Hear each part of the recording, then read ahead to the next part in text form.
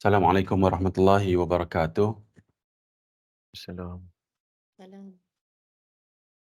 Bismillahirrahmanirrahim. Innal hamdalillah nahmaduhu wa nasta'inuhu wa nastaghfiruh wa na'udzu billahi min syururi anfusina wa min sayyiati a'malina may yahdihillahu fala mudilla lahu wa may yudlil fala hadiya lahu asyhadu an la ilaha illallah wahdahu la syarika lahu wa asyhadu anna Muhammadan abduhu wa rasuluh. Segala puji hanya bagi Allah. Kami memujinya, memohon pertolongan dan ampunan kepadanya. Kami berlindung kepada Allah dari kejahatan diri kami dan teruknya amal perbuatan kami. Barang siapa yang Allah beri petunjuk, maka tidak ada yang dapat menyesatkannya, dan barang siapa yang Allah sesatkan, maka tidak ada yang dapat memberinya petunjuk. Saya bersaksi bahawa tiada ilah yang berhak diibadahi dengan benar kecuali Allah semata. Tidak ada sekutu baginya, dan saya bersaksi bahawa Nabi Muhammad SAW adalah hamba dan Rasulnya. Ya ayyuhallazina amanu taqullaha haqqa tuqatihi wa la tamutunna illa wa antum muslimun. Wahai orang-orang yang beriman, bertakwalah kepada Allah dengan sebenar-benar takwa kepadanya, dan janganlah kamu mati kecuali dalam keadaan Muslim.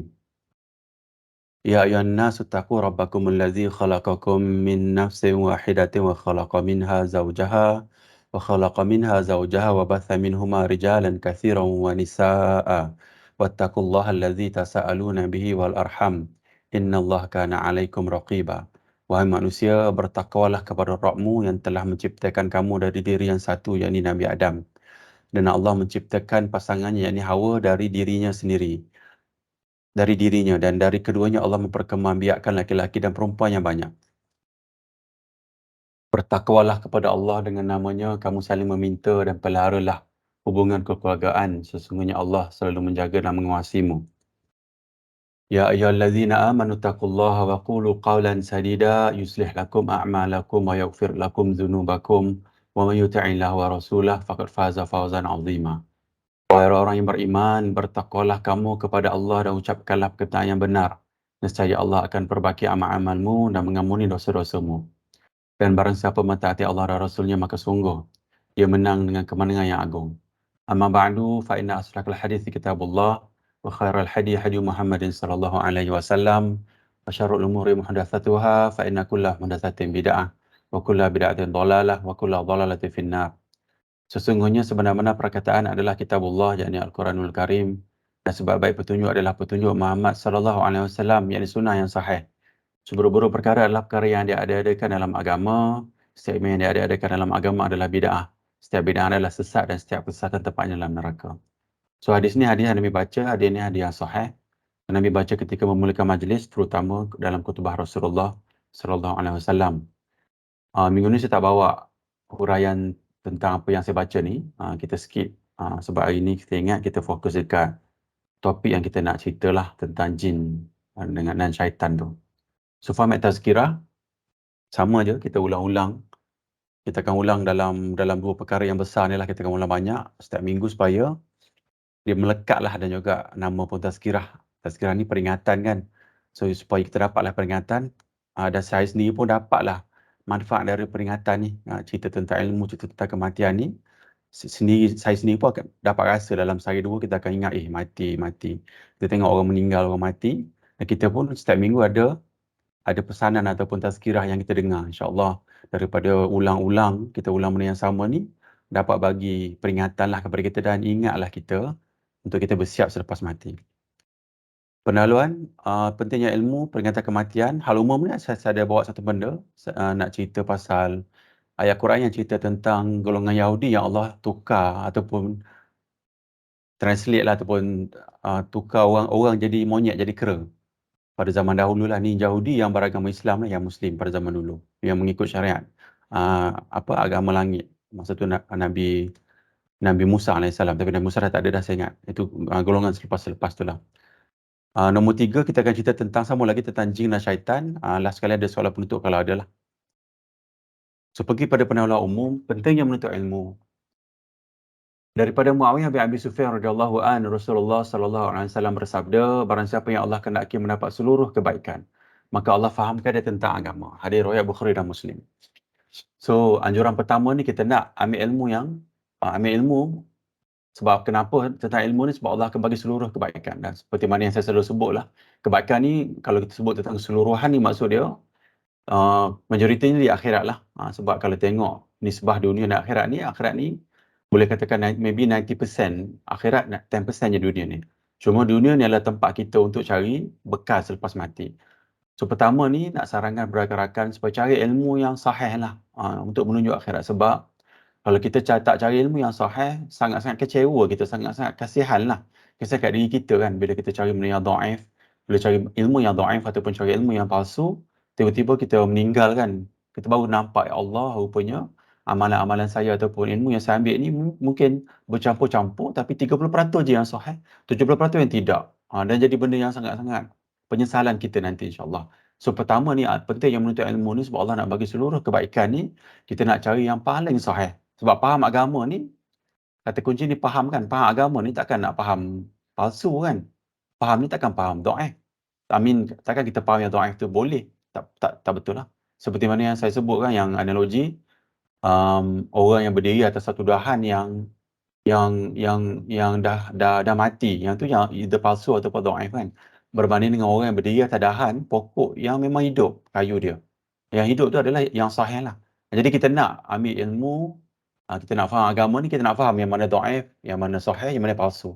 Kefahaman ni yang boleh menolak kita daripada benda-benda yang tak sepatutnya kita ambil lah dalam kehidupan kita. InsyaAllah, pertama ni nak sarankan supaya kita cari ilmu dan kita faham tentang agama. Faham ni dari konteks tadi. Ilmu ni ada banyak kategori, sahih, dhaif, palsu. Kadang-kadang kita masuk dalam cabang ilmu, kita dengar orang agama bersembang, dia kata kadang-kadang setengah ulama' dia ambil satu pandangan tapi tiba-tiba ada dhaif.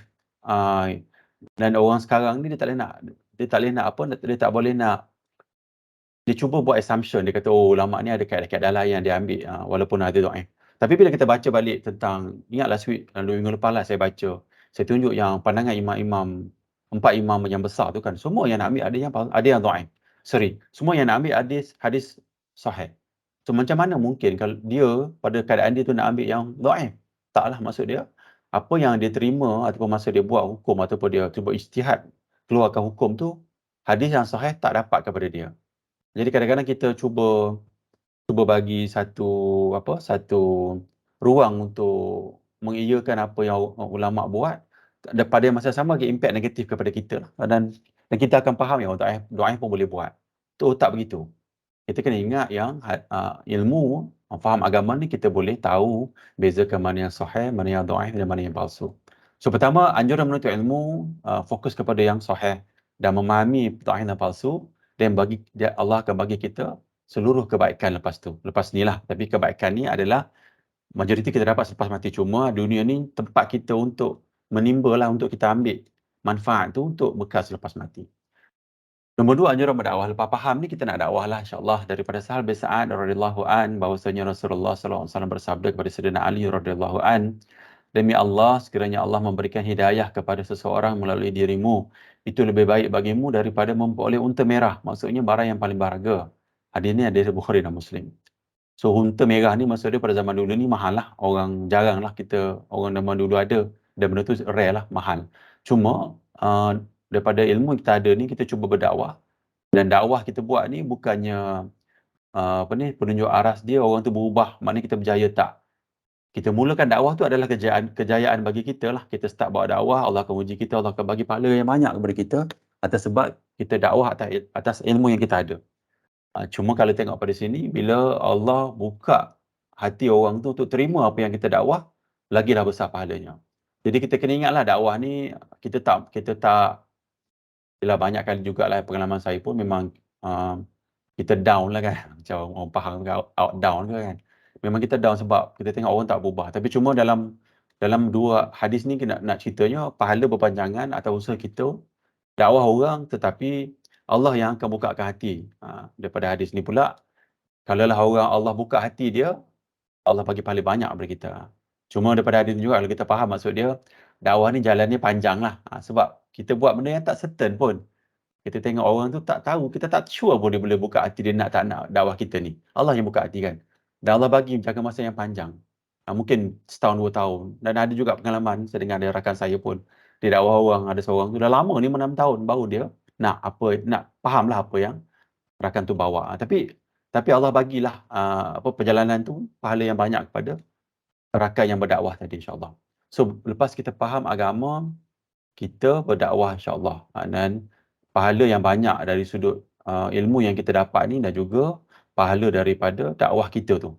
Sebab sayanglah bila kita meninggal nanti, kita tak buat pun apa yang Allah anjurkan ataupun apa yang Nabi nak kita buat. Kita duduk dengan leka dengan diri kita je kan.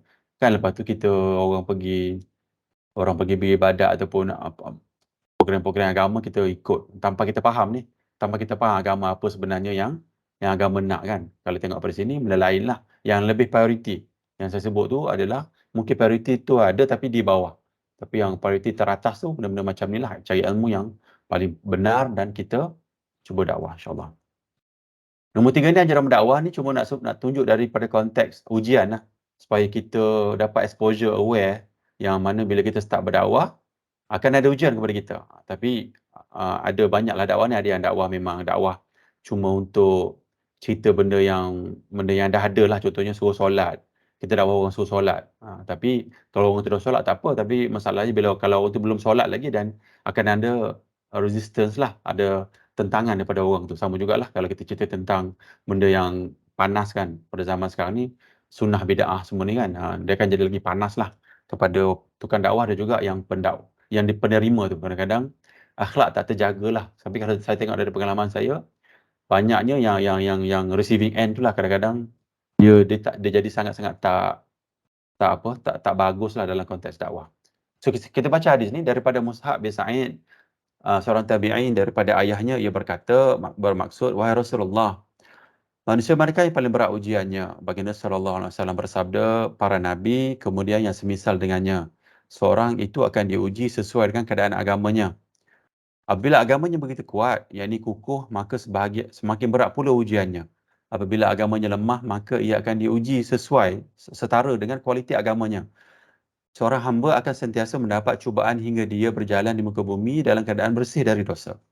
So hadis ni ada yang sahih. Nak ceritanya, kalau tengok para Nabi kan, ujian mereka kan. Tengok Nabi, ada Rasulullah SAW sebut yang Nabi tak ada pengikut pun ada yang seorang pengikut pun ada. Macam-macam lah. Dan Nabi ni ada surah Yasin yang kita baca tu kan. Yang awal dulu kita pernah baca tafsir dia kan. Surah Yasin yang Allah bagi tahu dua Nabi, Allah turunkan, Allah jadikan Nabi ni untuk satu kaum tu. Kaum tu bunuh Nabi tu. Lepas tu ada orang lain yang bukan Nabi, seorang tu yang ikut syariat yang Nabi tadi bawa. Kan, dan juga dia pun dibunuh, dan bila roh dia tengah diangkat tu, Allah rekod perkataan roh dia tu. Dia kata kasihan belaslah pada orang yang lain yang belum lagi terbuka hatilah untuk terima dakwah tu. Maksud dia Nabi ni dengan orang yang bukan Nabi tadi tu, ujian dia, the ultimate ujian kepada orang yang berdakwah ni, mati lah, kena bunuh dengan orang. Maknanya tak ada ujian lain dah lah kan. Lepas mati tak ada ujian lain dah. Itu paling berat tu. Maknanya beratlah ujian Nabi. Tapi kalau tengok daripada ujian mereka tu, apa dia? Itu adalah dakwah. So dakwah tu yang paling besar lah dalam konteks agama lah. Sebab untuk kita dakwah, kena cari faham agama dulu kan. Faham pula agama. Bila dah faham agama ni, mesti datang motivasi yang tinggi. Bila kita baca-baca banyak-banyak hadis, banyak-banyak ayat Quran ni, kita dapat letak dalam akal kita kan. Memang motivasi kita ni untuk kita selamat selepas mati, ataupun ujian, ataupun untuk kita rasa nak bagi keselamatan pada orang lain yang mungkin kafir, ataupun yang mungkin syirik Muslim kan, ataupun yang mungkin banyak buat bid'ah. Kita nak dakwah dia dalam konteks nak bantu dia. So bila kita bantu, motivasi tu datang daripada sinilah. Kita tengok rakan-rakan yang lain dan juga ramai yang memang dakwah ni memang bukan sebab harta pun, sebab dia memang nak sedarkan orang lain. Tapi Allah ancamannya banyak. So kalau tengok pada hadis ni, memang ancaman banyak. So Nabi kata, dakwah ni, kalaulah Nabi sehinggakan ada yang dibunuh, begitulah maksud dia. Kalau tengok orang tu dakwah sehingga dia dipenjara, dia dibunuh, maknanya kita boleh tengok daripada hadis ni, kita kata orang ni memang kuatlah agama dia, dekat dia dengan Tuhan, kan, macam tu. So kalau agama kita lemah, Nabi kata dia uji dengan sesuai kualiti agamanya. Kita pun tak dakwah orang, kita pun ilmu pun tak banyak, ujian pun lebih kurang macam tu lah yang kita boleh kita boleh lawan lah, maksud dia. Cuma bila ujian ni rendah, kita punya agama ni lemah lah. Dan bila agama lemah ni, probability untuk di timbangan amal nanti kan, di luar mahsyar tu, probability mungkin sama berat ataupun mungkin lebih berat yang tak elok tu. Kita tak mahu macam tu lah. Kita nak supaya agama kita ni tinggilah. Taklah lemah sangat tapi bolehlah kita juga masuk dalam ruang dakwah ni kan. Kita nak dakwah, dah faham berdakwah lah keluarga kita, dakwah kepada rakan-rakan yang baik. Cuba start bagi tahu benda yang benar, benda yang sahih. Sebab itu adalah sunnah bagi saya, sunnah yang antara yang tertinggi lah, kemuncak sunnah Nabi SAW. Sebab Nabi asalnya bila dia dilantik, dia kena dakwah kepada masyarakat di sekeliling dia. Lepas tu satu lagi hadis ni Nabi beritahu, seseorang hamba akan sentiasa mendapat cubaan sehingga dia berjalan di muka bumi dan keadaan bersih dari dosa. So ini bertunjuk ujian yang banyak akan ada kepada kita. So cuma kita lah, sebab untuk saya lah juga, dan juga rakan-rakan yang lain, kita kena fikir jugalah, muhasabah kan, tengok macam okey je hidup kan, hidup saya okey kan. Dan kita pun kena letak juga dalam jiwa kita, dalam hati kita, apa ujian Allah bagi ni kan? Apa ujian saya sebenarnya kan? Ataupun kita sendiri yang jadi ujian, kita jadi orang yang bagi ujian kepada orang lain kan? Sangat menakutkanlah kan? Jadi kita tak maulah macam tu, kita kena fikir, saya ni dalam golongan diuji ke orang yang menguji orang lain kan? So kita naklah kita ni, ialah Allah akan uji manusia tu. Dan bila kita realise, kita sedar di manakah tempat kita tu, dan kita cuba ubahlah insya-Allah. Seterusnya, saya nak baca yang last sekali, surah Al-A'raf ni, yang last nombor 3 ni, ancaman kepada mereka yang mengajar tanpa ilmu. Mengharamkan mengada-ngadakan tak ada Allah apa yang kamu tidak ketahui, yang ini berbicara tentang Allah tanpa ilmu. So ini kalau tengok, 3 hierarki ni, pertama melanggar hak manusia tanpa alasan yang benar, ni zalim lah. Nombor 2, syirikkan Allah. Nombor 3, kita buat benda baru dalam agama. Kalau tengok Syekh Abdullah bin Bas ni kata, hierarki dia ni, ini teruk, tapi teruk tak seteruk nombor 2. Nombor 2 ni teruk tapi tak seteruk nombor 3. Bayangkan nombor 3 ni yang katalah ada orang cuba ubah agama kita ni, yang saya akan cerita tentang benda palsu dhaif ni kan. Dia bawa benda palsu, benda-benda yang bukan Nabi sebut pun, sebab seorang tokoh bila dia bawa benda yang bukan Nabi sebut, dia sedang merubah agama. Bila orang tu merubah agama, kita tengok perbuatan dia ni adalah sebenarnya lebih teruk daripada syirik. Syirik ni dah besar kan? Tapi dia lebih teruk daripada syirik sebab dia merosakkan masyarakat sekeliling dia. So bila kita dah faham agama ni daripada awal ni kan, kita kata kita belajar ilmu, kita berdakwah pada orang ramai, lepas tu fahamlah ada ujian lah. Bila kita dakwah ada ujian, kita nak sabarlah, dan Allah bagilah kita pahala. Dan tengok pada last kali ni kan, supaya ujian yang kita dapat ni, bila kita meninggal nanti tak ada dosa, insya-Allah macam tu kan. Dan juga ini adalah boundary yang kita tak nak keluar. Border dia, jangan kita bercerita, saya nak baca ni lah, kita jangan bercerita tentang benda yang kita tak ketahui ataupun ambil benda agama yang dhaif ataupun palsu. So saya nak baca hadis yang palsu ni kan. Rasulullah SAW bersabda, bermaksud barang siapa yang berdusta atas namaku, maka siaplah tempatnya dalam neraka. Hadis riwayat Bukhari. Hadis kedua, Rasulullah SAW bersabda, bermaksud barang siapa yang berkata di atas namaku yang di mana saya tidak pernah mengucapkannya, maka siaplah tempatnya dalam neraka. Sangat scary lah, sangat menakutkan tentang agama ni. Cuma, kalaulah kita ni memanglah belajar benda yang sahih kan. Memang kalau kita biasakan diri kita dengan benda yang sahih, macam saya, ni contohlah, saya pun ada kitab. Banyak jugalah kitab yang dhaif dan palsu. Memang khas untuk hadis dhaif dan palsu je. Dan ada kitab yang memang kalau saya ambil kitab-kitab macam ni kan, saya akan ambil kitab-kitab yang ada tahqiq kat bawah ni. Sekejap saya tengok ada tak kitab yang dia tulis tahqiq. Ada tak ni?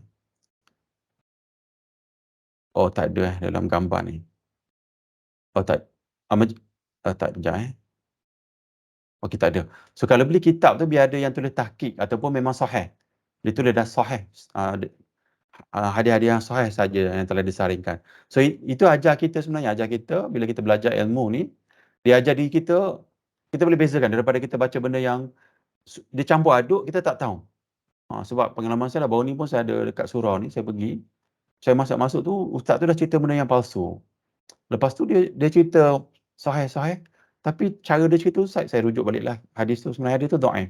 Tapi maksud dia macam, alamak, sebab dia orang bila bercampur ni kita tak dapat bezakan. Tapi kalau kita cuba ambil ilmu ni, memang kita belajar yang sahih dan kita fokuskan, kita belajar yang dhaif atau palsu dan palsu. Jadi bila orang baca yang dhaif palsu ni, sebab kadang-kadang daripada lenggok bahasa ni, walaupun dia terjemahan, kita boleh dapat faham dah. Ini macam lain macam bunyi ni kan. Bila kita banyak baca hadis ni, kita boleh dah agak, betul ke ni macam palsu, dan kita cuba check lah. Macam tu. Subhanakallahumma wa bihamdika asyhadu an la ilaha illa anta astaghfiruka wa atubu ilaik. Maha suci Allah, dan dengan memuji Allah, saya bersaksi bahawa tidak ada sembahan yang berhak disembah selain Allah. Saya meminta ampun kepada Allah dan saya bertaubat kepada Allah. Wassallallahu ala sayyidina Muhammadin wa ala alihi wasallam. Assalamualaikum warahmatullahi wabarakatuh.